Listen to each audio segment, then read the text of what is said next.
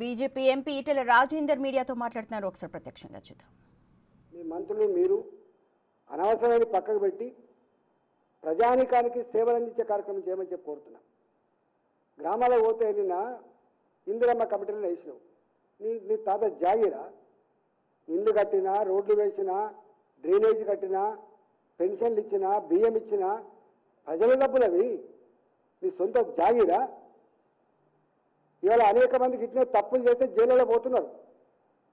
ఇవాళ నేను డిమాండ్ చేస్తున్నా, నిజమైన పేదవాళ్ళకు నీ ఇందిరమ్మ కమిటీలు పేరు పెట్టుకుంటావా, ఇంకో కమిటీ పెట్టుకుంటావా కాదు, కానీ నిజమైన పేదవాళ్ళకు కనుక ఇల్లు శాంక్షన్ కాకపోతే, నిజమైన పేదలను విస్మరించి నీ కార్యకర్తలకు నీ వాళ్ళకి ఇచ్చుకునే ప్రయత్నం చేస్తే దాంట్లో భాగం పంచుకున్న అధికారులు రేపు విక్టిమ్ అవుతారు.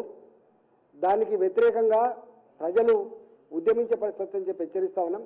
ఇవాళ భారతీయ జనతా పార్టీగా ఇవన్నీ చూస్తూ ఊరుకోవడానికి సిద్ధంగా లేం. ఖబర్దారని చెప్పి హెచ్చరిస్తా ఉన్నా. పిచ్చి పిచ్చి పద్ధతులన్నీ పెట్టి ప్రజల్ని వేయించే ప్రయత్నం చేయొద్దని చెప్పి హెచ్చరిస్తా ఉన్నాం. కొత్త పెన్షన్లు దేవుడెరుగు, పాత పెన్షన్లు సర్టిఫికేట్ల వెరిఫికేషన్ పేట, హ్యాండిక్యాప్ల సర్టిఫికేట్ వెరిఫికేషన్ పేట తీసుకుపోయి క్యాన్సిల్ చేస్తున్నారు. పెన్షన్ క్యాన్సిల్ చేస్తున్నారు.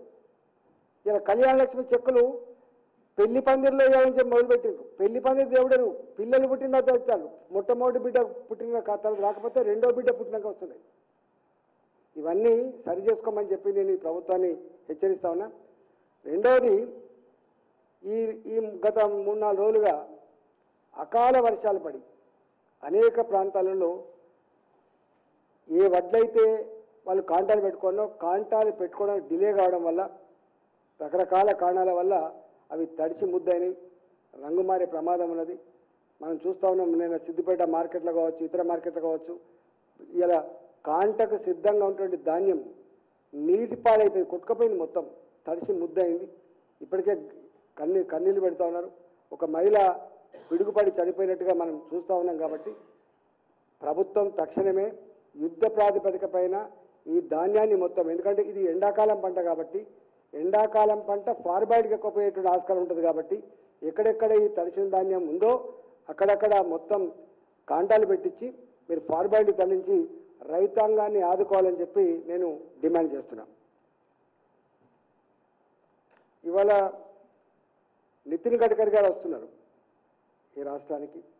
కొన్ని వేల కోట్ల రూపాయల అభివృద్ధి పనులు, ఒకటి పూర్తయిన పనులకు అంకితం చేసే పని, రెండోది కొన్నేమో భూమి పూజ చేసే కార్యక్రమానికి వస్తున్నారు. ఆదిలాబాద్లో మొదలుపెట్టి హైదరాబాద్ దాకా. ఈరోజు మా దగ్గర హైదరాబాద్లో ఇప్పటికే ఉప్పల్ ఫ్లైఓవర్ కావచ్చు, అంబర్పేట ఫ్లైఓవర్ కావచ్చు, మా